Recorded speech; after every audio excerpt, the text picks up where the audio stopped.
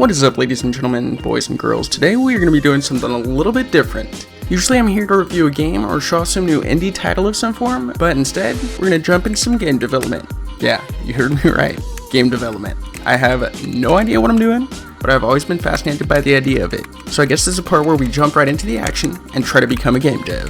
But first things first, research. So the game engine I'm going to be using is Unity, because it's free and it seems like there's a lot of Unity tutorials on YouTube already, so it should help out a ton. But first I have to come up with a simple concept since this will be my first game, and I don't want the scope to get out of control. In light of keeping things simple, I'll be making a box character that has to get through the level, whether it's by jumping or bouncing or some other form of traversing through the level. But I first needed to learn how to use Unity as well as write code. I've watched a bunch of tutorials on YouTube, but the ones I got the most out of for learning to write my own code were Sebastian's series, as well as a few from Jason. I even created my own artwork for one of the games just to keep things fun for me.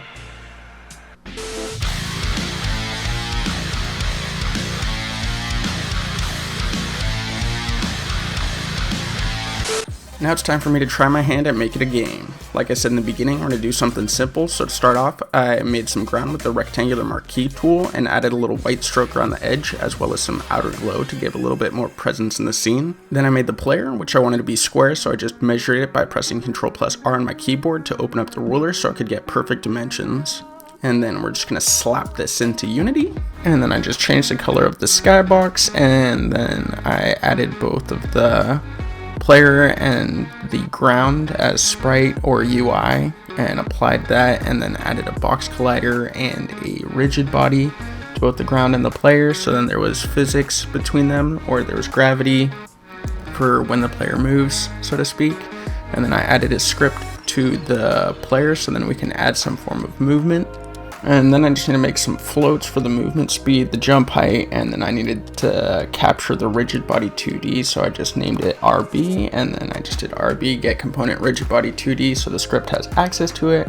And then I just did if statements for get key down if A and D or space was pressed, and then just did the rigid body velocity to a new vector, and then just transferred that through the parameters.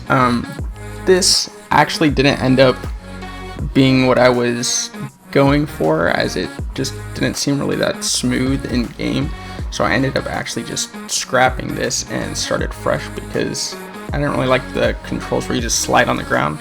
So instead I tried to create a kind of like rolling cube like in this video here, and it was a struggle. Like at first I couldn't get the cube to roll properly. It would just disappear into 3D space, and then I would get it to roll, but it would like slightly go up a notch a little bit at a time. And then I figured out that was because I didn't have a perfectly square object. So then I had to re-import a different sprite of a better image, and then it finally worked, and this is what it looks like so far.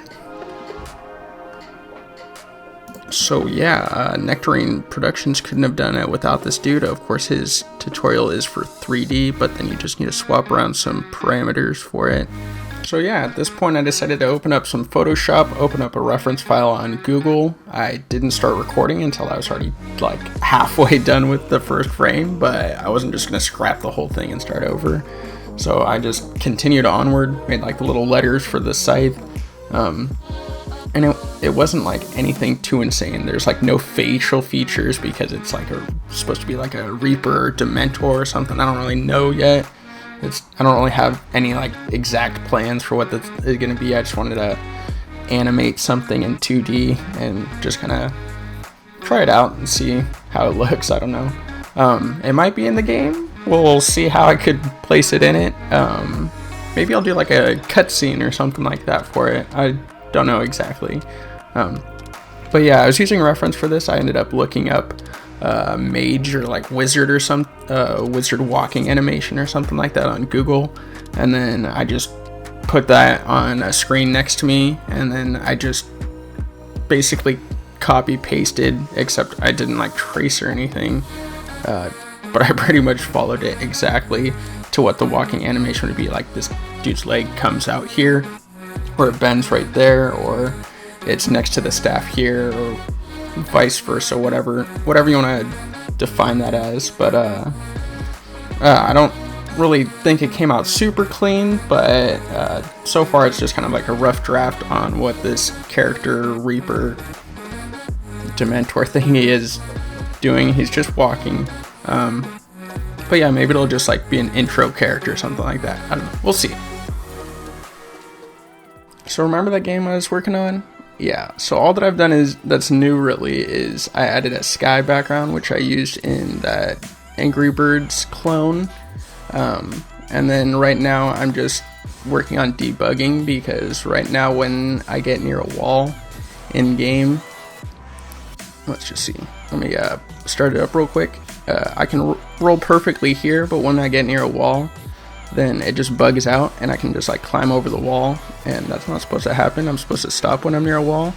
So I think I'm just going to start working on casting a ray to the left or right side and then disable the movement to that side, so then I can't do things like that. One eternity later. So I've been having struggles getting the debugging to work because it calls not as often as the physics, or there's something wrong with the physics. So we're just going to comment this out and we're going to go back into our project and we're going to delete these walls, and now this problem is a future me problem. See, look, the game works perfectly. That's exactly what I wanted to happen. So now we don't have to worry about this and we can jump into the next thing. So without further ado, let's make a new script. We're going to do a jump script because we want our character to be able to move through space, which is awesome. So let's do that. For the jump script, I wanted each side of my player to be mapped to a specific button and each side to have a different value of jump. What I did to accomplish this was I first started with the struct called jump direction. The system serializable just makes it so that I can view it in the editor. This struct will store the direction as well as the jump value for each direction. Then we'll create a public enum to keep track of the direction of the cube facing up. Then we create public variables for the jump direction, i.e. public jump direction right. The public orientation current up is the direction of cube which is facing up, and the rigid variable stores the rigid body 2D component of the game object, which we apply force through. Dictionary stores the list of directions and the angle between each face and the jump direction. We use this dictionary to find the face which has the least angle with the jump direction and apply jump to that face. In our start method, we'll get the rigid body component of the player and assign it to the rigid variable. Similarly, I'll assign the direction, which is globally up, to the jump direction variable, and I initialize the angles variable to create a new dictionary list. Next, I create a few functions. The one I first start with is the jump function. This function takes in two arguments. One is the jump direction variable, which contains the key value and the amount of jump force. The other takes in the side of the object which is facing up. Then we check whether the button is pressed through input.getKeyDown direction key. If that key was pressed, then we calculate the global direction using transform.transform direction local up. Then using rigid body 2D, we apply force at the center of our player. Then we go over to the find lowest function. In this function, we order the list by the angle and return the key of the first element with the lowest angle. After that, I hop into the add angles function, where we calculate the angle between the global direction of the side normal and the desired global jump direction. From there, we go over to the update orientation, which will clear the list and then add angles of each side of the cube with reference to the vector2 variable we created at the start of the script. All we have to do is just copy paste Reno this first line 3 more times and change the direction of the orientation for each of them so there is an up, down, left, and right. Then we set our current up to the find lowest function. Lastly, we jump into the update function. This function will be called every frame, so we check the side currently facing up using our update orientation function. Then we check which direction is up, which is currently stored in our current up variable. Then for each case, we apply jump whenever the assign button is pressed in our jump function. Now when we jump back into the inspector, we can see all of the sides we created, as well as which side is currently facing up. To show an example, I'll set the key for the down side of the cube to space. Now every time our character rolls, our current up will change to the side corresponding to where it is in the game, and only when the current up is set to down will we be able to trigger a jump. Wow, that was weak.